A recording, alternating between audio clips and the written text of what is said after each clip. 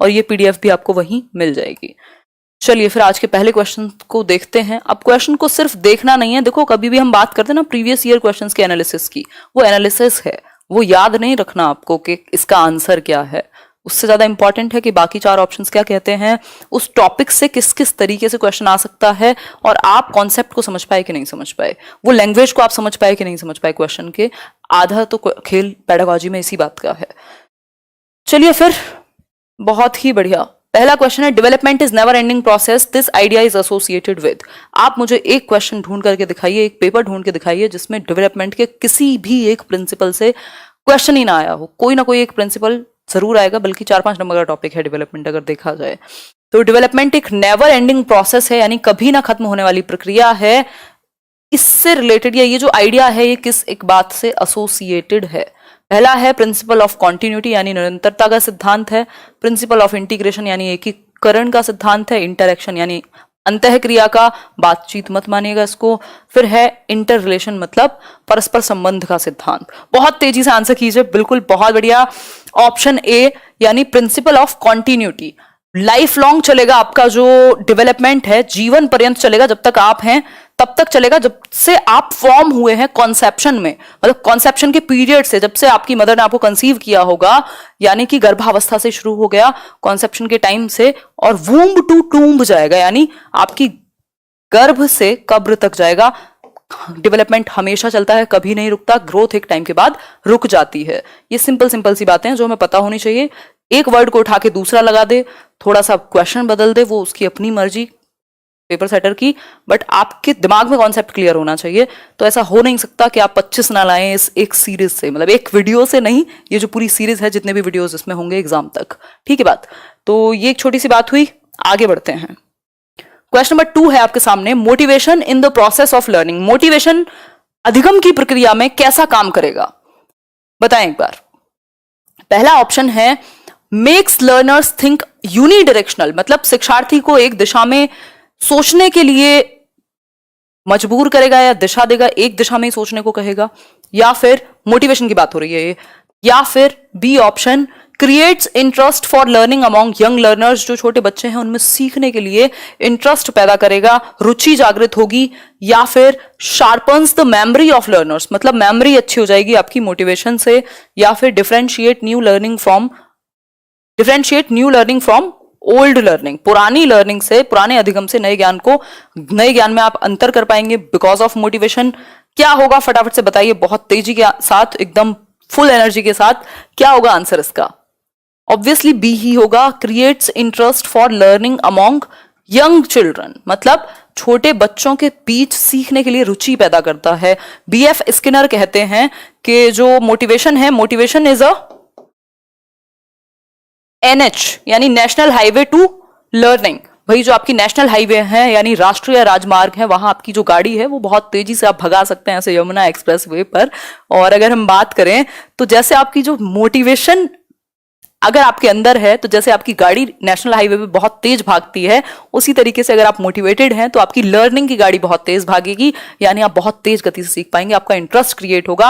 Motivation एक वो प्रक्रिया है जो किसी भी काम को शुरू करने, उसको जारी रखने और उसके अंत तक पहुंचने यानी उसको अचीव करने में आपकी मदद करती है। इसकी साइकिल में 6 स्टेजेस हैं, 6 स्टेप्स हैं। NDA गार से आपको याद कराया हुआ है। N for need, D for आपका ड्राइव, फिर A फॉर अराउजल, फिर आपका गोल डायरेक्टेड बिहेवियर आप करेंगे, फिर अचीवमेंट होगा, देन आपका रिडक्शन ऑफ अराउजल। तो ये पूरी कहानी है मोटिवेशन को लेकर। 2 प्रकार हैं मोटिवेशन के जो इंपॉर्टेंट है, इंट्रिंसिक और एक्सट्रिंसिक, यानी आंतरिक और बाहरी अभिप्रेरणा। जो इंट्रिंसिक मोटिवेशन है वो पॉजिटिव मानी जाती है, उसको आप लॉन्ग लास्टिंग कह सकते हैं। उसका लोकस ऑफ कंट्रोल जो है वो आप में है, यानी सेल्फ में है, यानी बाहर नहीं है उसका रीजन। एक्सटर्नल को हम नेगेटिव कह देते हैं। किसी काम को शुरू करने में एक्सटर्नल हेल्प कर सकती है कि ठीक है तुम्हें रिवॉर्ड मिलेगा, लेकिन उसको जारी रखने में और उसके अंत तक, उसको लाइफ लॉन्ग करने में, एक लंबे समय तक करने में वो चीज उतनी कारगर नहीं है। एक्सटर्नल मोटिवेशन उतनी इफेक्टिव नहीं है कि आपको सैलरी मिलेगी इसलिए जस्ट काम करो तो आप एक रोबोट बन के रह जाएंगे, मजा नहीं आएगा आपको काम में, ठीक है बात। तो ये एक छोटी सी बात हुई, आगे बढ़ते हैं नेक्स्ट क्वेश्चन की तरफ। ये छोटी सी जो बातें हैं ना, ये जो एक्स्ट्रा में चीजें चल रही हैं, ये तो आप किताबों से पढ़िए, कहीं से भी पढ़िए, आधी दुनिया क्वेश्चन ही करा रही है, लेकिन ये जो डिस्कशन है ये इंपॉर्टेंट है, इसकी कीमत नहीं है। आगे बढ़ेंगे, question number 3, 4 distinct stages of children's intellectual development are identified by, यानी कि बच्चों के बौद्धिक विकास के 4 अलग अलग चरण किसने दिए हैं? इंटेलेक्चुअल डेवलपमेंट के 4 स्टेजेस एरिक्सन है, स्किनर है, प्याजे हैं, कोलबर्ग हैं। इन चारों की थियरीज आपको लेट्स लर्न पे मिल जाएंगी, सर्च करके देख लीजिएगा। अभी प्याजे तो कुछ दिन पहले ही कराया था और कई लोगों को उसमें कंफ्यूजन भी हुई है, उसमें एक एक आंसर सही दिया हुआ है, वो बुक्स में या पहले की गड़बड़ी है। अगर कहीं आपको कंफ्यूजन है उस दिन के क्वेश्चंस में, तो कई लोगों ने तो इसी बात पर डिसलाइक कर दिया। प्याजे, एग्जैक्टली, जीन प्याजे, जो जीन प्याजे हैं उनकी थ्योरी में इंटेलेक्चुअल डेवलपमेंट की 4 डिस्टिंक्ट स्टेजेस, 4 स्टेजेस कौन सी हैं? SPCF, sensory motor, pre operational, concrete operational और फॉर्मल ऑपरेशनल।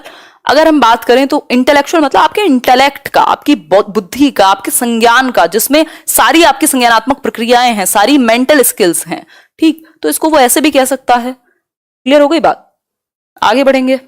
नेक्स्ट क्वेश्चन है question number 4, the stage in which a child begins to think logically about objects and events is known as. बहुत प्यारा सा question है, ध्यान से पढ़िएगा।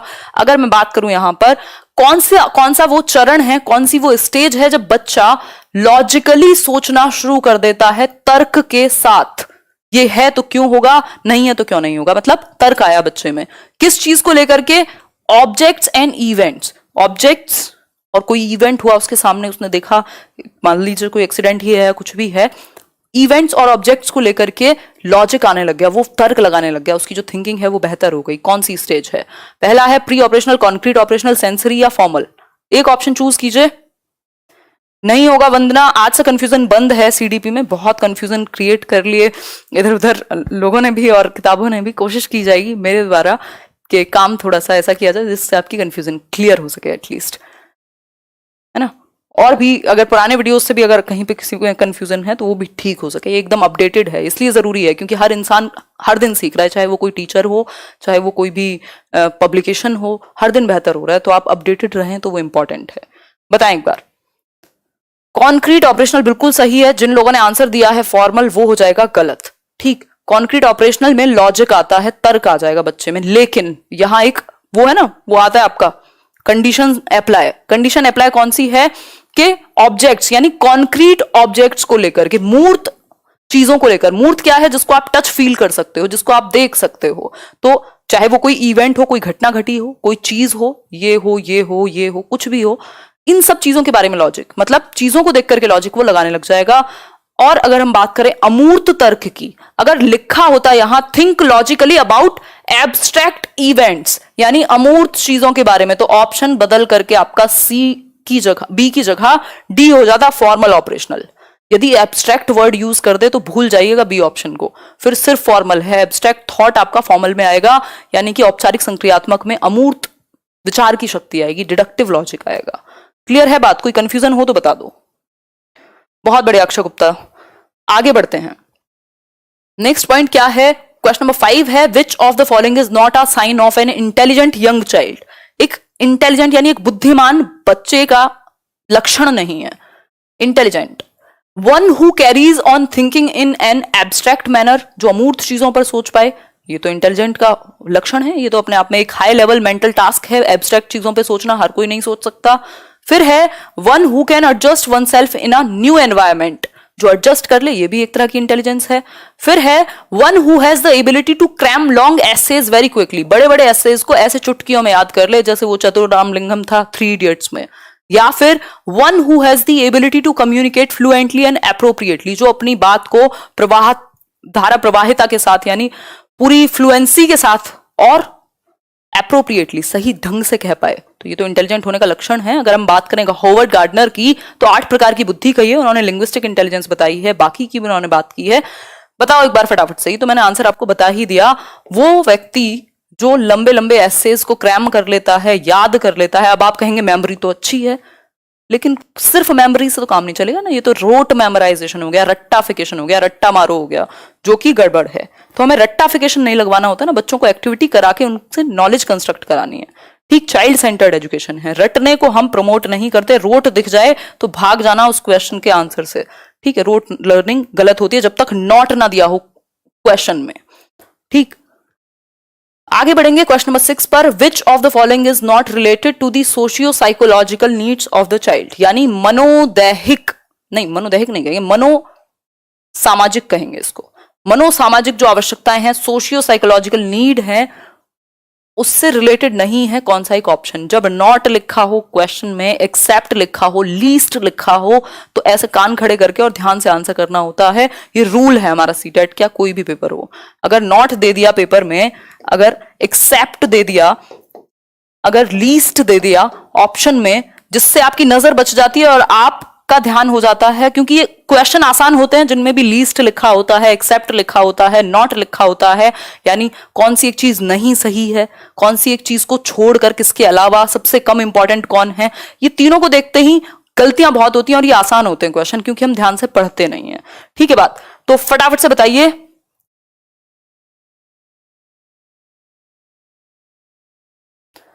हाँ, बाइलिंगुअल चल रहे हैं यार, बताओ एक बार। Regular elimination of waste products from the body, यानी शरीर से अपशिष्ट उत्पादों का नियमित उन्मूलन, जैसे हम वॉशरूम जाते, मतलब वॉशरूम क्या बोल रही हूं, मलमूत्र कह सकते हैं आप, जो भी आप कहना चाहें, ठीक है। फिर है नीड फॉर कंपनी, यानी लोगों के साथ रहने की जो नीड है हमारे अंदर, बिल्कुल सोशल नीड्स में से है। नीड फॉर एप्रिसिएशन और सोशल अप्रूवल, बिल्कुल है, जब भी तो हम सोशल बीइंग्स है ना, हम सामाजिक प्राणी हैं, बॉक्स में नहीं रह सकते। नीड फॉर इमोशनल सिक्योरिटी, तो सोशल और साइकोलॉजिकल नीड्स हैं जो इमोशनली और सामाजिक रूप से हमें सोशियो इमोशनल नीड्स भी कह सकते हो।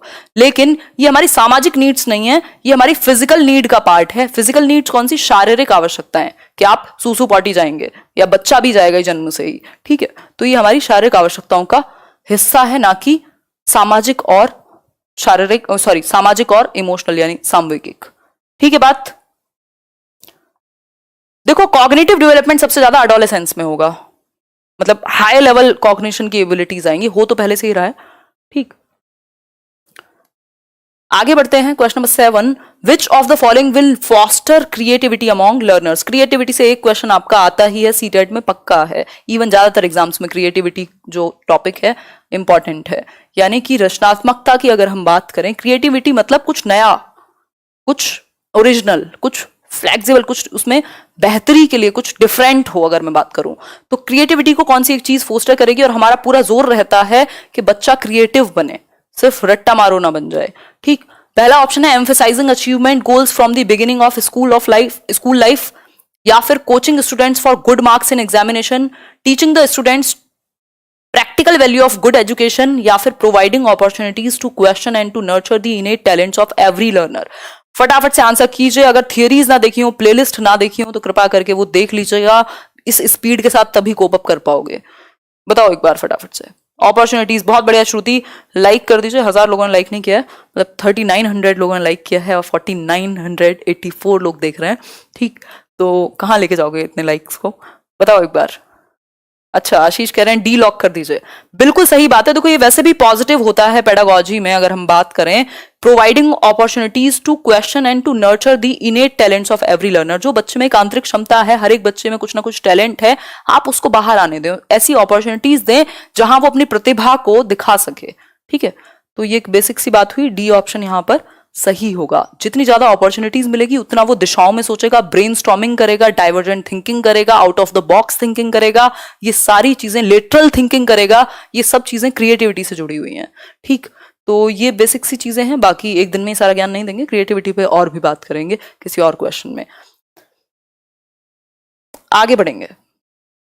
अच्छा, बाकी के 3 क्यों नहीं होंगे, फटाफट से डिस्कस कर लेते हैं। सिर्फ गोल्स, स्कूल लाइफ में जो गोल्स चुने गए हैं उनको पूरा करना, जरूरी नहीं है कि जो फर्स्ट आता हो वो बहुत क्रिएटिव हो, ठीक।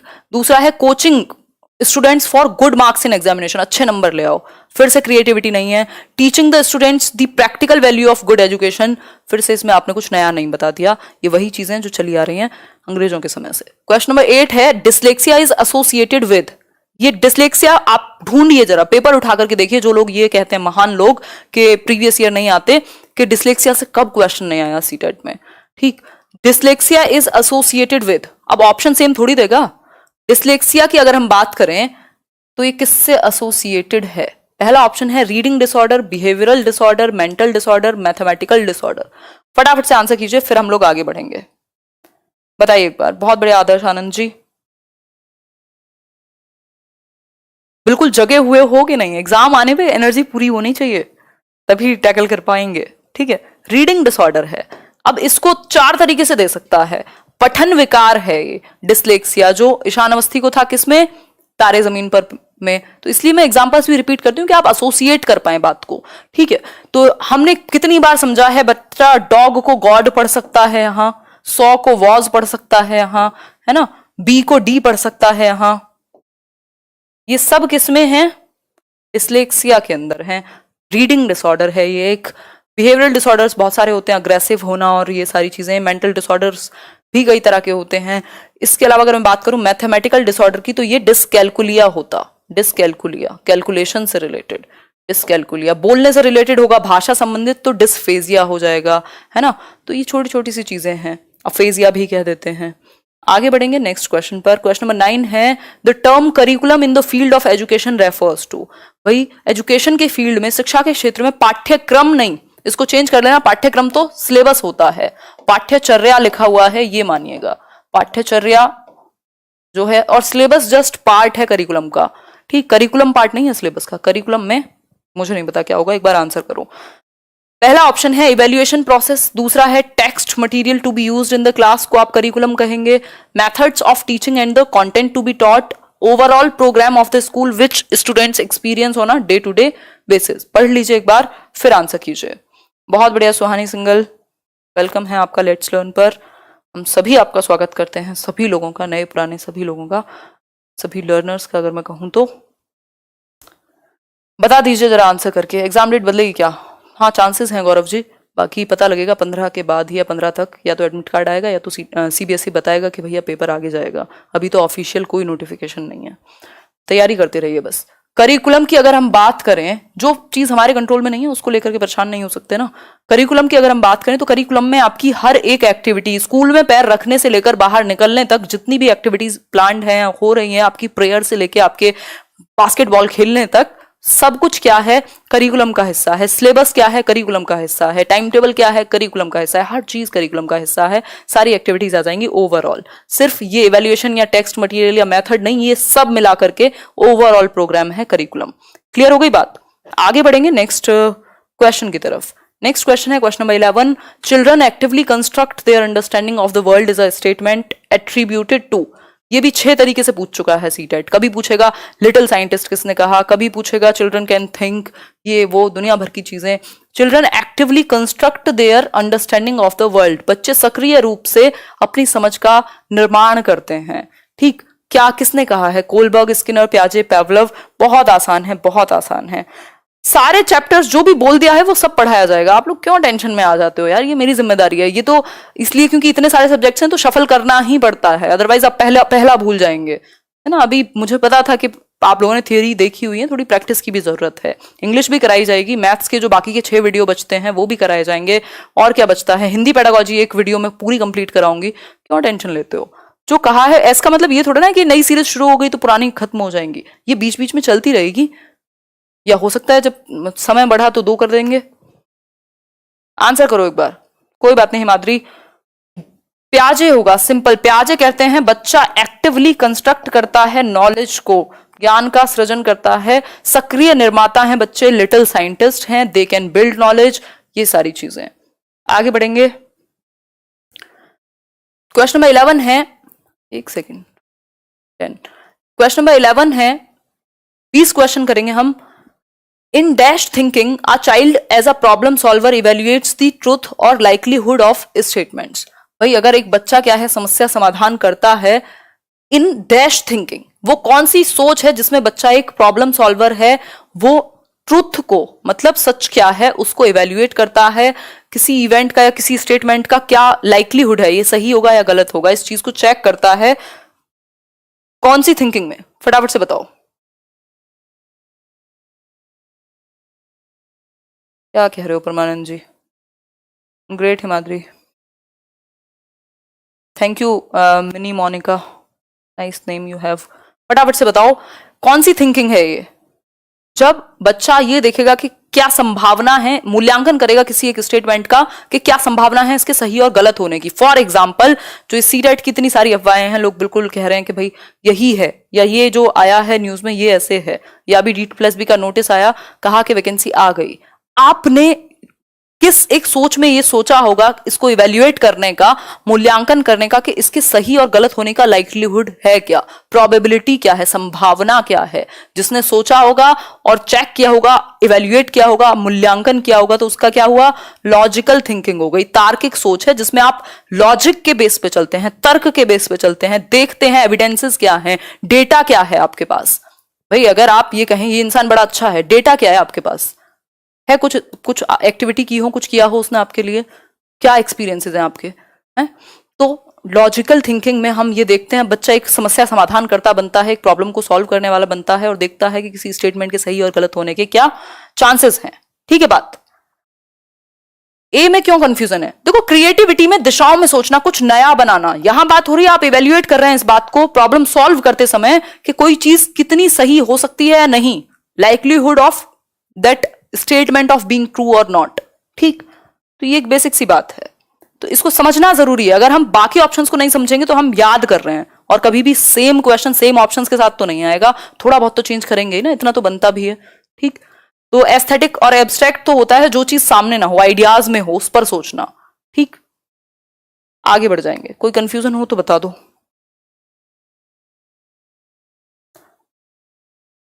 हाँ एग्जैक्टली केदारमल जी, डेटा है कि हाँ मैं अच्छा पढ़ाती हूँ, तो इस बात पे आप विश्वास कर सकते हैं। फिर है इंक्लूसिव एजुकेशन, ऐसा आपको लगता है, मुझे भी ऐसा ही लगता है वैसे थोड़ा बहुत। Inclusive education is based on the principle of, यानी समावेशी शिक्षा का जो सिद्धांत है वो किस पर आधारित है। 5 नंबर का इंक्लूसिव एजुकेशन आता है, कोई इसको मिटा नहीं सकता, सिंपल आता ही है।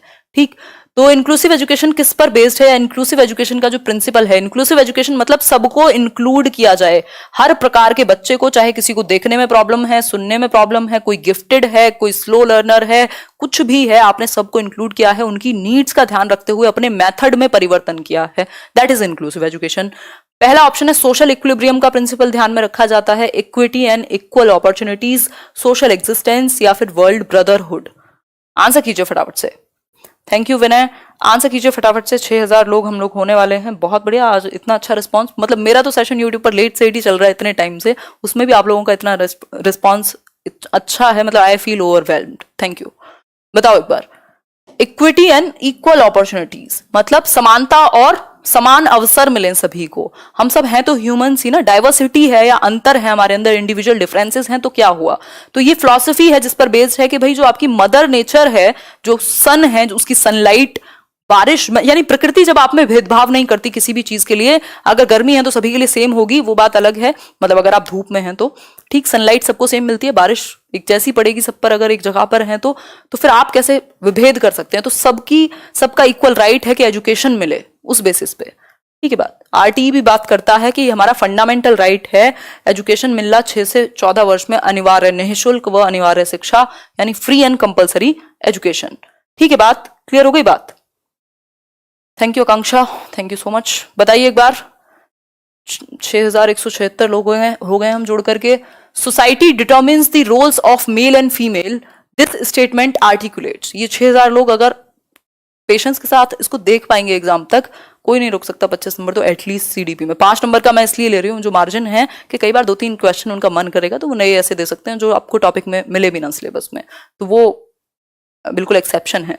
खुशबू बताइए एक बार, आंसर कीजिए। Society determines the role of male and female, ये ऐसा टॉपिक है जिससे निश्चित है क्वेश्चन आना, कोई नहीं रोक सकता। जेंडर का क्वेश्चन है ये, लिंग का, gender as a social construct, आपको टॉपिक मिल जाएगा, सर्च कर लीजिएगा यहीं लेट्स लर्न पर ही। बताइए एक बार फटाफट से आंसर कीजिए। बहुत बढ़िया प्रतीक्षा। क्या होगा? Gender as an inherent construct, inherent नहीं होता, ये आपको कोई विरासत में अंदर से नहीं बना हुआ। ठीक, ये सेक्स है जो आपका बायोलॉजिकल कंस्ट्रक्ट है। ठीक, gender as a heredity endowment कभी नहीं होगा। जेंडर एक इंट्यूटिव कंस्ट्रक्ट है, जी नहीं। जेंडर एक सोशल कंस्ट्रक्ट है। लिंग एक सामाजिक संरचना है। फिर से मैं याद दिलाना चाहूंगी, अगर सेक्स लिखा हो तो आप कहेंगे बायोलॉजिकल संरचना है यानी जैविक संरचना है, और जेंडर लिखा हो तो वो समाज ने बनाया है, सामाजिक संरचना है, समाज ने बनाई है। ये जो भूमिकाएं हैं कि महिलाएं घर में काम करेंगी और पुरुष जाएंगे ऑफिस, तो ये क्या है, ये आपने बनाए हैं। ऐसा थोड़ी उनके हाथों में झाड़ू लगाने की क्षमता नहीं है पुरुषों के। ठीक, तो बात क्या हुई, जेंडर के जो रोल्स हैं वो समाज ने निर्धारित किए हैं, और जो बाकी के रोल्स हैं, हमारे जो सेक्सुअल रोल्स हैं, अगर मैं बात करूं बायोलॉजिकल वे में, तो वो फिर वो बाय नेचर हम वैसे हैं, है ना, बाय नेचर हम वैसे हैं। आगे बढ़ते हैं, question number 14। The national curriculum framework 2005 डेराइव्स it's understanding from, जो आपका एनसीएफ 2005 है वो कौन से स्कूल ऑफ साइकोलॉजी पर या किस थॉट पर बेस्ड है, फटाफट से बताएं। ह्यूमनिज्म, बिहेवियरिज्म, कंस्ट्रक्टिविज्म या कॉग्निटिव थियरीज? आंसर कीजिए फटाफट से, फिर हम लोग आगे बढ़ेंगे। देख सकते हैं केवी वाले, बिल्कुल देख सकते हैं, कॉमन टॉपिक्स होते हैं, ये तो आपकी अंडरस्टैंडिंग होनी ही चाहिए इन टॉपिक्स को लेकर के, बट मैं फोकस सीटेट को ही करके चल रही हूं अभी के लिए। बताइए एक बार, कल से 9 बजे चलाएंगे वीडियो, कई लोगों को सोना होता है। ग्रेट ग्रेट अक्षय, आंसर कीजिए। कंस्ट्रक्टिविज्म यानी निर्माणवाद या रचनावाद, रचनावाद, सृजनात्मकतावाद भी कह सकते हो, प्याजे, वाइगोस्की, ब्रूनर, सब यही कहेंगे। बेसिकली कंस्ट्रक्टिविज्म क्या कहता है कि बच्चा एक्टिव बिल्डर है, एक्टिविटी करके सीख सकता है, उसको आप एक्टिव रहने दें, यानी कि फोकस करें कि वो कंस्ट्रक्टिवली करे कुछ और करके सीखे। ठीक, ये बाकी सारी चीजें यहां मानी नहीं जाएंगी क्योंकि ये फैक्चुअल है और इस पर कुछ डिस्कशन की आवश्यकता नहीं है। Patterns of divergent thinking identify children who are, भाई डाइवर्जेंट थिंकिंग का पैटर्न है कुछ बच्चों का, किस प्रकार के बच्चे हैं आप क्या आइडेंटिफाई करेंगे, कैसे बच्चों की पहचान होगी डाइवर्जेंट थिंकिंग से, यानी अपसारी सोच से। पहला ऑप्शन है आपके सामने डिसेबल्ड बच्चों की, डिसलेक्सिक बच्चों की, क्रिएटिव बच्चों की, या रेजिलियंट। रेजिलियंट होता है जो आसानी से गिव अप नहीं करता, फ्लेक्सिबल होता है। बताइए एक बार, अब मैंने कंफ्यूज आपको कर ही दिया है ऑप्शन में। ग्रेट विनीजा, विश्वास रखिए आपकी तैयारी अच्छी चल रही है, मतलब अगर मैं सीडीपी में मेरे साथ बात करूं तो। Thank you RP Singh, thank you Sasmita, great great great great Aakarsh. Answer क्या होगा, क्रिएटिव होगा, रेजिलियंट नहीं होगा। देखो रेजिलियंट है कि आप परसिस्टेंट हैं, लगे हुए हैं बार बार फेलियर मिलने के बाद भी। बात हो रही है यहाँ डाइवर्जेंट थिंकिंग। जब भी बात डाइवर्जेंट थिंकिंग, अपसारी सोच यानी दिशाओं में सोचना, एक प्रॉब्लम के आप 4 सॉल्यूशन सोच लेते हैं कि इसको ऐसे भी कर सकते हैं, ऐसे भी कर सकते हैं, ऐसे भी कर सकते हैं, दैट मीन्स आप दिशाओं में सोच पाते हैं। किशन धन्यवाद। तो आप क्रिएटिव थिंकर हुए, आउट ऑफ द बॉक्स सोच पाते हैं, यानी लीक से हटके सोच पाते हैं, आप आउट ऑफ द बॉक्स सोच पाते हैं आप। एक और चीज है इसमें, लेटरल थिंकिंग बहुत इंपॉर्टेंट है। लेटरल थिंकिंग अगर मुश्किल बनाना होगा पेपर तो लेटरल थिंकिंग देगा क्रिएटिविटी से जोड़ करके, यानी कि लेटरल है मतलब सिर्फ सीधा रास्ता नहीं, टेढ़ा मेढ़ा आप 4 तरीके से निकाल करके जुगाड़ दिमाग में आंसर ढूंढ लेते हैं। आंसर मींस प्रॉब्लम का सॉल्यूशन या कुछ नया बना लेते हैं। वैष्णवी धन्यवाद।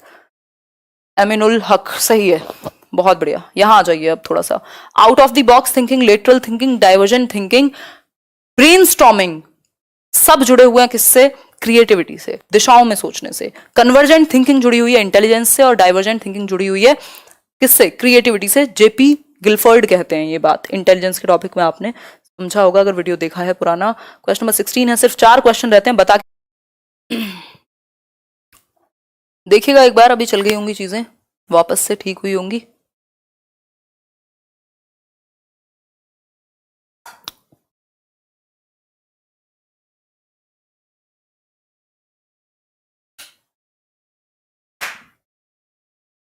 चलिए एक बार देखिए, एक बार क्वेश्चन, अच्छा क्वेश्चन है, कोई बात नहीं कोई बात नहीं, फटाफट से देखिए। क्वेश्चन है, which one of the following is not a limitation of the pre operational thought, यानी पूर्व संक्रियात्मक जो अवस्था है प्याजे की 2 से 6 वर्ष, उसका कौन सा एक लक्षण, उसकी कौन सी एक लिमिटेशन नहीं है। लिमिटेशन मतलब, लिमिटेशन हम किसको कह सकते हैं, रुकावट नहीं है उसकी, या एक प्रॉब्लम नहीं है, विशेषता नहीं पूछा आपसे, फीचर नहीं पूछा आपसे, लिमिटेशन पूछी है, यानी कौन सी एक रुकावट नहीं होगी। Irreversibility, tendency to concentrate, development of the symbolic thought, या ईगो सेंट्रिसिज्म। बताइए एक बार। अभिषेक बहुत बढ़िया, आंसर कीजिए। बहुत बढ़िया निशा, बहुत अच्छा काम कर रहे हो आप लोग। आंसर होगा development of the symbolic thought, ये नहीं होगा, ये नहीं होगा, ये नहीं होगा। देखो ये तो सिंपल है, ए और डी तो आपने हटा लिए होंगे कि भाई बच्चा अपलटावी कहेंगे, इसको पलटावी नहीं कहेंगे। हिंदी वाले थोड़ा ध्यान से पढ़ लिया करो, इंग्लिश भी। अपलटावी मतलब अपने थॉट को रिवर्स नहीं कर पाता। 5 + 4 9 है और 4 + 5 भी 9 होंगे, उसको प्रॉब्लम हो सकती है। इस केस में इरिवर्सिबिलिटी है, नो डाउट। ये एक लिमिटेशन है, ये एक प्रॉब्लम है जिसकी वजह से उसका संज्ञानात्मक विकास उतने अच्छे स्तर पे अभी नहीं पहुंचा। बात ठीक है। ईगो सेंट्रिक है, मतलब दूसरों के पॉइंट ऑफ व्यू को नहीं देख पाता, वो अपने ही कॉन्टेक्स्ट में सोचता है कि जैसे चीजें वो फील करता है वैसे ही सब फील करेंगे। और अगर मैं बात करूं यहां एकाग्र होने की प्रवृत्ति का मतलब है यहां सेंट्रेशन, जो टेंडेंसी टू कॉन्सेंट्रेट है, मतलब एक ही एस्पेक्ट पर कॉन्सेंट्रेट कर पाता है। सेंट्रेशन है, केंद्रीकरण है, उसके बाकी एस्पेक्ट नहीं देख पाता। दैट मीन्स ये जो ऑप्शन है ये लिमिटेशन है, और हमसे पूछा है क्या लिमिटेशन नहीं है। तो सिंबॉलिक थॉट का जन्म लेना लिमिटेशन नहीं है कि बच्चा सिंबल्स के थ्रू ABCD को भी समझने लगा अब, तो वो एक अच्छी बात है, वो उसके संज्ञानात्मक स्तर के लिए अच्छी चीज है। अब जिन्होंने सिंबॉलिक थॉट में पढ़ लिया कि पहले सेंसरी मोटर में आएगा, तो उन्होंने गलती अपने आप ही कर दी। ठीक, तो आंसर होगा सी ऑप्शन, सिंबॉलिक थॉट आता है प्री ऑपरेशनल में, और ये एक अच्छी चीज है आपके संज्ञानात्मक विकास के लिए, लिमिटेशन नहीं है। तो इस चीज को बिल्कुल क्लियरली समझिएगा, कोई इसमें कंफ्यूजन नहीं है। 110% 2018 का क्वेश्चन है, आंसर भी यही है और होना भी यही चाहिए। क्या होना चाहिए? Development of the symbolic thought. Clear हो गई बात? आगे बढ़ते हैं नेक्स्ट क्वेश्चन पर। नेक्स्ट क्वेश्चन क्या है? Thought not only determines the language but also proceeds it, was an idea put forward bye. मतलब जो विचार है वो सिर्फ निर्धारित ही नहीं करता भाषा को, बल्कि इसको आगे भी बढ़ाता है, यानी विचार भाषा से पहले आता है। वेद शर्मा, बताइए एक बार आंसर करके। धन्यवाद। कि ये बात किसने कही है? जीन प्याजे ने, कोहलबर्ग ने, वाइगॉस्की ने या पैवलोव ने? फटाफट से आंसर करो, स्पीड थोड़ा कम करो। ठीक है प्रीतम जी, कम कर लेंगे। जिनका डाउट रह गया है 16 में, फर्स्ट क्वेश्चन कल वही कराऊंगी, फिर से कराऊंगी, टेंशन ना लो। वो बहुत लोगों का डाउट है, वो रहता ही है, फिर भी कितना भी एक्सप्लेन कर लो। वर्णिल थैंक यू। बताइए एक बार, उसके लिए आपको प्याजे की थियरी समझने की जरूरत है पहले। जीन प्याजे ने कहा है कि पहले विचार आता है फिर भाषा आएगी, यानी विचार भाषा से पहले आता है और विचार का भाषा पर प्रभाव तो है ही। ठीक, थॉट प्रोसीड्स लैंग्वेज, यानी लैंग्वेज से पहले आएगा विचार। और वाइगॉस्की क्या कहते हैं? ये दोनों इंडिपेंडेंट होते हैं और विचार का भाषा पर प्रभाव पड़ेगा, सॉरी भाषा का विचार पर प्रभाव पड़ेगा, ऐसा वाइगॉस्की कहेंगे। Thank you Sai Krishna Reddy. Answer कीजिए, थॉट पहले आएगा लैंग्वेज से। वाइगॉस्की सॉरी प्याजे कहेंगे अगर बच्चे ने बोलना नहीं सीखा लेकिन वो चीजें देखकर थॉट तो चल रहे होंगे ना उसके दिमाग में, इसलिए थॉट प्रोसीड्स लैंग्वेज, ऐसा प्याजे कहेंगे। क्लियर हो गई बात? आगे बढ़े। क्वेश्चन नंबर 18 है, the amount and type of scaffolding to a child would change depending on the. जो वाइगॉस्की की भाषा में अगर स्कैफोल्डिंग की बात करें, यानी टेम्परेरी हेल्प जो आपको दी जाती है किसी के द्वारा, वो कितनी देनी है, ये बात किस बात पर निर्भर होगी? पहला ऑप्शन है मूड ऑफ द टीचर, मतलब जितना मन करे टीचर का उस पर, या फिर rewards offered for the task, यानी रिवॉर्ड मिले हैं जिस हिसाब से उस हिसाब से दे दो, या फिर level of the child's performance, बच्चे की परफॉर्मेंस के लेवल के अनुसार, या फिर बच्चे की इनेट एबिलिटीज के अनुसार। फटाफट से आंसर कीजिए, फिर आगे बढ़ेंगे, करेंगे श्रद्धा किसी दिन क्लियर। प्रोसीड्स का मतलब है पहले आता है, विचार पहले आता है। जसवंत जी यहां से तो चीजें ठीक चल रही हैं, फटाफट से आंसर कीजिए।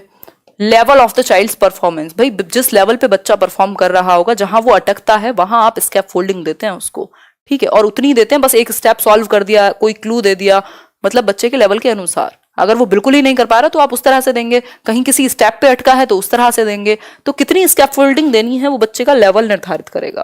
क्वेश्चन नंबर 19 है, when children think to interpret the received information according to their experiences it is called. मतलब जब बच्चे सोचते हैं, इंटरप्रेट करने का, जो इंफॉर्मेशन उन्होंने रिसीव की है उस इंफॉर्मेशन को इंटरप्रेट, मतलब उससे क्या मीनिंग निकले, इस पर जब वो सोचते हैं अकॉर्डिंग टू देयर एक्सपीरियंसेस, उनके अनुभव के अनुसार, उनके अनुभव के अनुसार किसी एक चीज को इंटरप्रेट करते हैं कि इसका क्या अर्थ है या उनकी क्या समझ है उस चीज को लेकर के, तो इसको आप क्या कहेंगे? इंफॉर्मेशन रिसीव्ड है उनके पास, इंफॉर्मेशन पहले से है। भारती जायसवाल बहुत बढ़िया, कूल है सब कुछ। Concrete thinking, reflective thinking, abstract thinking या क्रिएटिव थिंकिंग? फटाफट से आंसर करो, आंसर इंपॉर्टेंट है, आंसर इंपॉर्टेंट है। देखो क्रिएटिव नहीं होगा, सब कुछ का आंसर क्रिएटिव नहीं होता। क्रिएटिव तब तक नहीं होगा जब तक कुछ नए की बात ना हो, तब तक दिशाओं में डाइवर्जेंट थिंकिंग की बात ना हो, मल्टीपल सॉल्यूशन की बात ना हो, out of the box thinking की बात ना हो, लेटरल थिंकिंग की बात ना हो, ब्रेनस्टॉर्मिंग की बात ना हो, है ना। कॉन्क्रीट थिंकिंग मतलब बच्चे के पास इंफॉर्मेशन है ऑलरेडी, रिसीव्ड इंफॉर्मेशन, मेरे पास ये एक्सपीरियंस है, जैसे अभी हमने बात की थी, कोई इवेंट हुआ है, कोई ऑब्जेक्ट है, उससे रिलेटेड आप सोच पा रहे हैं, तो आपके पास जो रिसीव्ड इंफॉर्मेशन है, आपके अनुभव के आधार पर आप उससे उसका मतलब जानने की कोशिश कर रहे हैं, इंटरप्रेट कर रहे हैं कि क्या हो सकता है इसका मतलब। आप क्या कर रहे हैं, आप कर रहे हैं कॉन्क्रीट थिंकिंग। ठीक है, ए ऑप्शन है इसका सिंपल और सरल आंसर, डी नहीं है।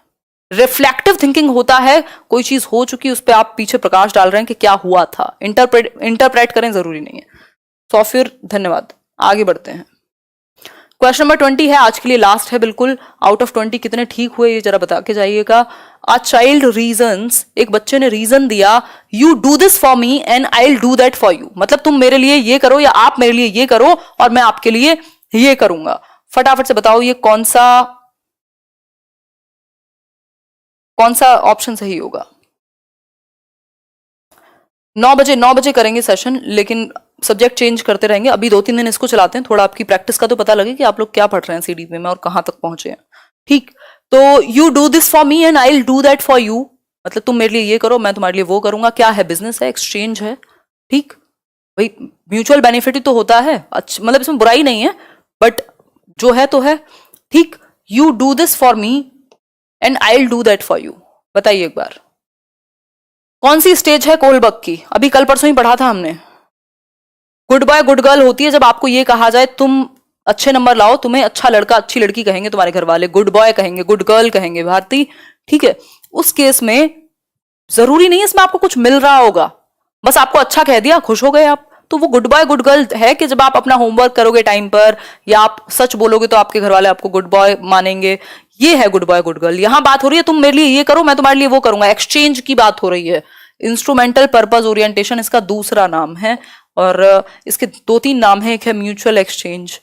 ठीक, तो इंस्ट्रूमेंटल पर्पस ओरिएंटेशन है, टिट फॉर टैट की स्टेज है ये, टिट फॉर टैट की स्टेज है, पनिशमेंट एंड ओबीडियंस हो नहीं सकती, सोशल कॉन्ट्रैक्ट तो हाई लेवल की बात है। 5th स्टेज है कि भैया समाज में कुछ, सॉरी 4th है ये कि समाज में कुछ एक कॉन्ट्रैक्ट चलता है जिसके बेसिस पे अगर आप रूल तोड़ेंगे तो चीजें खराब होंगी। तो आपके पास सिर्फ एक ही ऑप्शन बचेगा, अगर आपने 3 को हटा दिया, अगर आपको नाम भी नहीं याद था तब भी आप बाकी के ऑप्शन एलिमिनेट कर सकते हैं। तो आंसर होगा इंस्ट्रूमेंटल पर्पस ओरिएंटेशन। ये वही वाला क्वेश्चन है कि आप वो मंदिर वाला एग्जांपल देती हूँ ना मैं कई बार, कि आप मंदिर गए थे, किसी ने चप्पल लेके चला गया कोई, तो आपने किसी और की चप्पल पहन ली कि ठीक है मेरी ले ली तो मैं किसी और की ले लेता